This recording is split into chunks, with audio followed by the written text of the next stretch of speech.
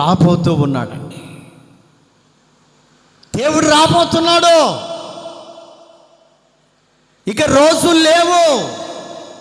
భయంకరమైనటువంటి దినాలలో మనం ఉన్నాం. చెడ్డ దినాల్లో ఉన్నాం.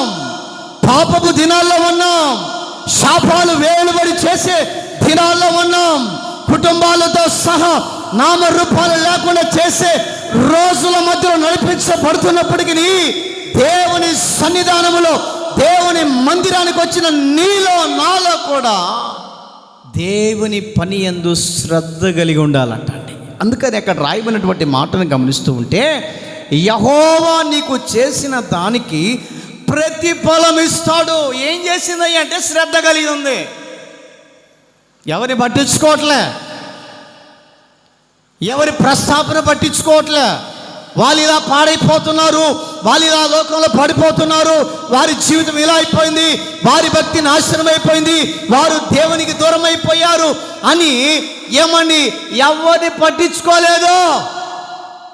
నేను నా మందిరం, నేను నా దేవుని సేవకుడు, నేను నా పరిచర్య, నేను నా దేవునితో స్నేహబంధము అని తన మనసులో అనుకొని శ్రద్ధ కలిగినటువంటి పని విషయంలో ఆసక్తిగా నడిపించబడుతుందంట. చప్పలు కొడుతూ దేవుని స్తుతిద్దాం.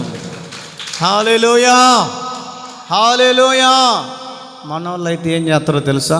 ఇదిగో చీపురు కట్ట తీసుకుని నువ్వు ఆ మూల వరకు ఊడువా, నేను ఈ మూల ఊడుతా. ఏం ఒక్కదాన్ని ఊడితే ఏమి కరిగిపోతామా? ఏమండి?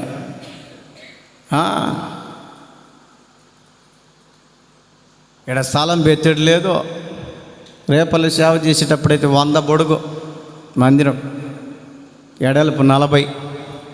ఒక్కరిని బ్రదర్ని నమ్ముతారో నమ్మరో 100 బొడుగు అండి మందిరము. 100 అడుగులు పొడవు. 100 అడుగులు అంటే దాదాపు స్తంభం దాకా, రోడ్డు దాకా వస్తుంది. ఎడల్పు వచ్చి 40. ఒక్కరిని బ్రదర్ని. పాస్టర్ గారు చెప్తాడు, రేయ్ నువ్వు ఒక్కడివే ఓడవాలా, ఒక్కడివే ఓడవాలా.